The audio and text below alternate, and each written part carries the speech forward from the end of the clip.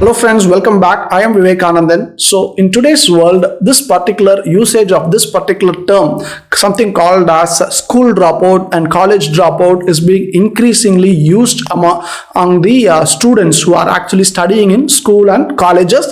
And this particular word has also become a common word in business terminologies like a school dropout and a college dropout.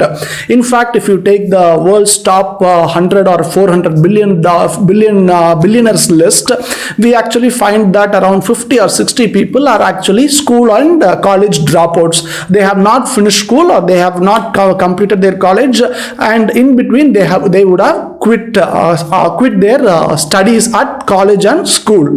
And the point over here is, even in our channel, many people actually were discussing about this in the comment section, whether this is a right approach to take and something like that. And in today's video, what we will do is that I'm not going to give you the solution whether this is the right approach or this is the wrong approach. But what we are going to discuss in today's video is, we are going to discuss about certain factors to be considered before taking this particular decision of dropping out of school and college. So what are those factors? Let us discuss in today's video. So normally, why this term actually became very famous is because people start to see a lot of successful entrepreneurs like Steve Jobs, Bill Gates, Mark Zuckerberg, Michael Dell, and so on.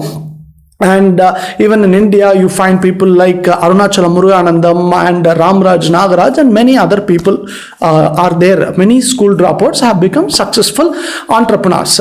So, but the point over here is, one thing which we have to think about is, most of the time, what has actually happened is, once the business idea takes off, these entrepreneurs would have quit school. Let us take the example of Bill Gates, Mark Zuckerberg, Michael Dell, and so on. So what they actually did, why did they drop out of college, is because their idea actually took off. So it was actually a right time for them to actually drop out of school and execute the idea full time, so that they don't miss out on a huge revolutionary opportunity in terms of technology or finance or whatever field they are going to come inside. So that is the timing which they took their particular decision. So we should never quit school and college just for out of fashion, saying that it sounds cool. So no, that might be a very, very wrong approach. In case if we have our business idea and it is about to take off, and if you feel that no, the next 4 years might become a waste, and if I'm not going to pursue this particular idea, then it is going to be a right time to jump into the world of business. Or else you really have to consider this particular point of, has our business idea took off. So this would be the first point. Second point to be considered is financial stability. So point over here is, for example, not all the businesses might give you dividends, might earn you money immediately the moment you start the business. Some businesses take time. In fact, majority of the business take time to evolve. So for example, we think that this business will take off in another 6 months.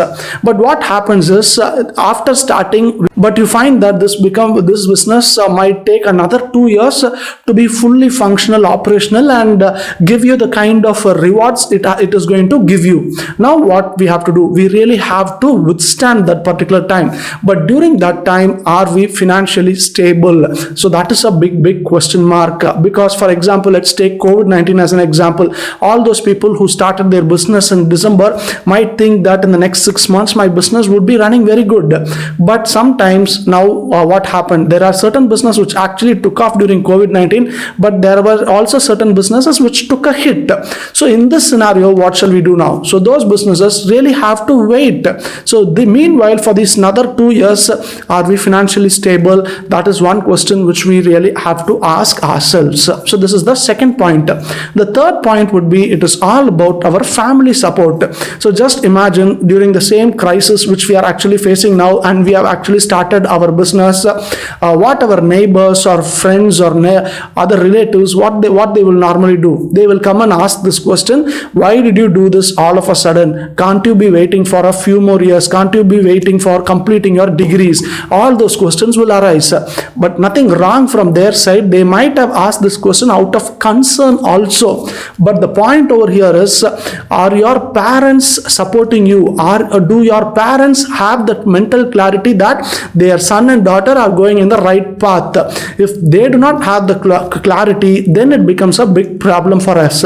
So it is our duty to make them understand what is actually happening, and they should have the clarity of mind on what their son and daughters are doing. So that is what I mean to say as family support. If that is there, then a lot of other problems would actually stop. And the fourth point would be like, we really need to know that the moment we are actually want to go to school, but really want to start our own businesses, nobody is actually stopping us from doing some part-time jobs or part-time business. In fact, one of my friend during his college days, what he actually did was, he was studying engineering, but then he was actually running a juice shop inside the college with the support of all the clubs which is functioning inside the college, and he got a very good experience out of it. So after college, only 2 years he went for work, but then after that he actually quit his job and opened another kind of a baking shop. So he did a lot of things in the food and industry business because he had that experience and exposure while he was studying in college. So now his business also has actually taken off.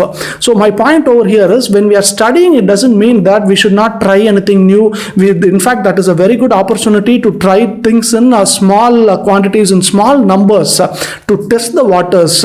So that would be really an awesome time to do while we are studying. So that would be the fourth one. And the next one would be like, we also need to understand that we do not go to school only to get marks and learn something. It is also a right place to interact with people, to interact with men and women, and to develop relations. Sometimes we might get some beautiful relations. Sometimes we might face a lot of bitter experiences, but then everything is going to be a lesson for us. So that is the most important thing over here. Because business is all about relationships, and what is the right place to know about relationships? It is during our studies time. So that is also one more advantage over here. So the next one would be like this particular thing, which is, it is also about networks. For certain businesses to get certain jobs, networks actually help you. While studying in school and colleges, they also have this alumni association, and certain alumni associations are very active, vibrant, very strong, where they mutually support each other. So I'm not saying that this network is something very, very important for every business to succeed, but it also has its own kind of an impact. So sometimes that might also help you if you're going to go to school and college.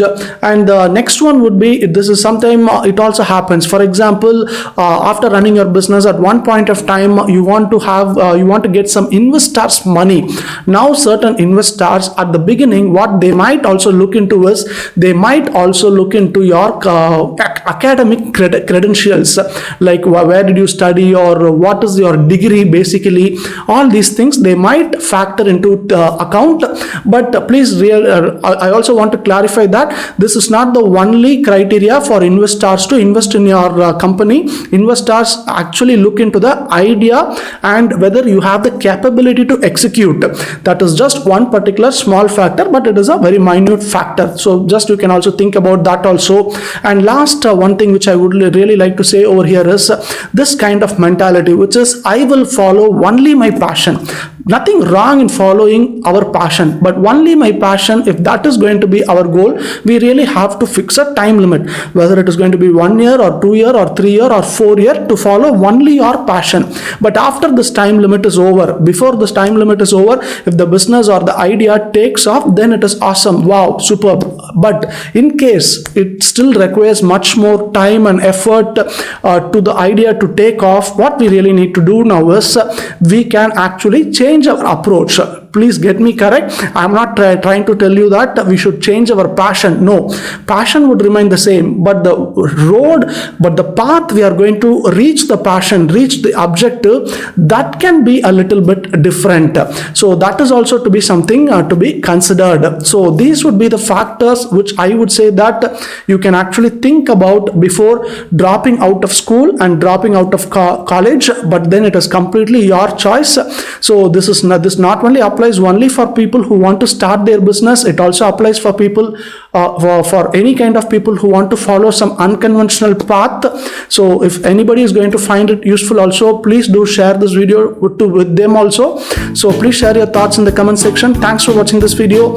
Have a good day.